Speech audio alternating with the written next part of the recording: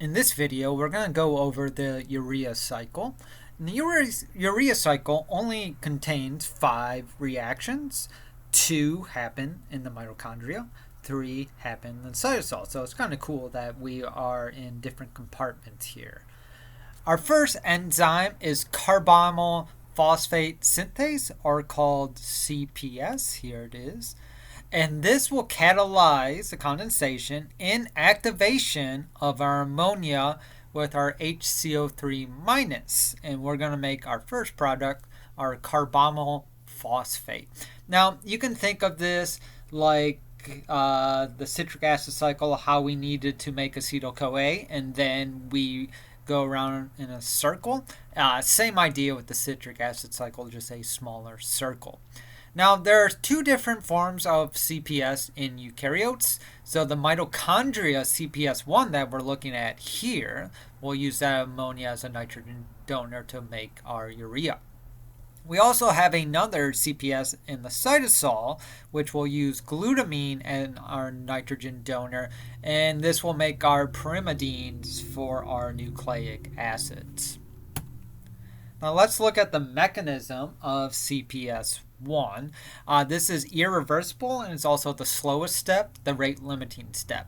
So our first reaction is that ATP will interact with our carbonic acid to form an intermediate, our carboxyphosphate, and we lose an ADP in this process.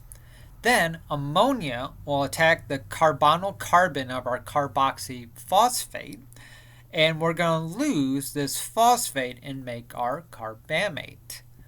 Then we'll have another ATP molecule come in.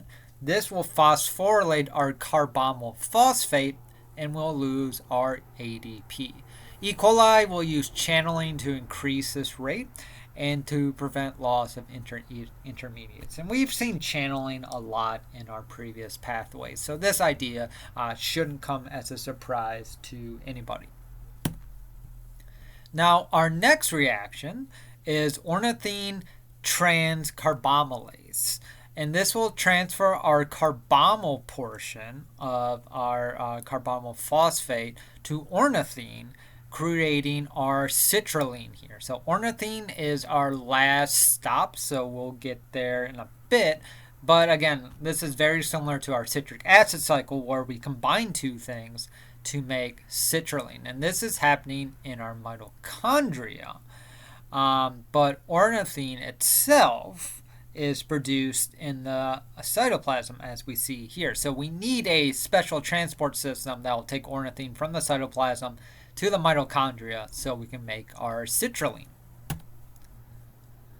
And our third step, the second nitrogen atom is going to come into play, and it's going to happen when citrulline's uridyl group will interact with an aspartate amino group via arginosuccinate synthase.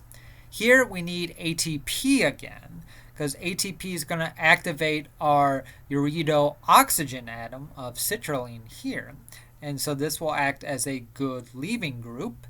You have AMP, PPI will leave. Then aspartate can come and attack this leaving group. And so AMP now leaves, and we have our arginosuccinate. So ATP is broken down to AMP to combine citrulline and aspartate to make arginyl succinate. And now this happens in the cytoplasm. So we are out of the mitochondria for step 3.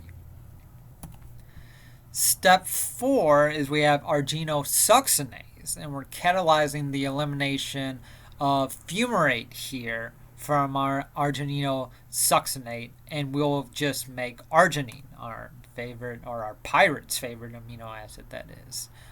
Our fumarate, through the enzyme fumarase, we can make it into malate.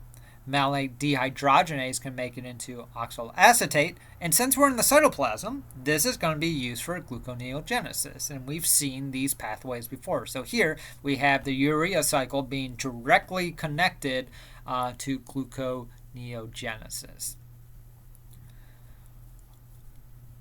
So here, step 5, now that we have arginine, we can have arginase, and we'll cut a part of arginine off to make urea. So we're going to cut off the top part of arginine to make urea, and we're left with ornithine. Ornithine needs to re-enter the mitochondria, combine with carbonyl phosphate, and make citrulline. And you can see that we're using ATP in this, but we're going to regain that energy when we break down the carbon skeletons of our amino acids that we got our ammonias from. So we're not ultimately losing energy in doing this.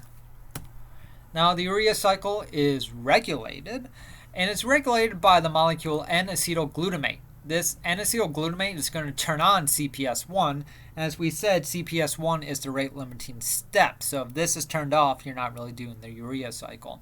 And this is a very cool molecule because this is synthesized from glutamate, N-acetyl-CoA, by N-acetylglutamate synthase.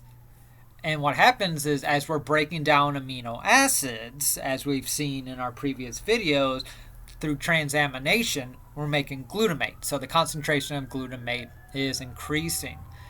As our glutamate is increasing, we are turning on N-acetylglutamate synthase. This, as a fire truck goes by, so this will result in the activation of CPS1 to increase the rate of our urea production, which is what we want because we're breaking down amino acids. We want to increase the urea cycle. And the other enzymes are controlled by how much substrate they have. So you turn on CPS1, you're moving through the urea cycle. All the other enzymes will follow as you have more substrates. That's it for the urea cycle. I will see you in the next video.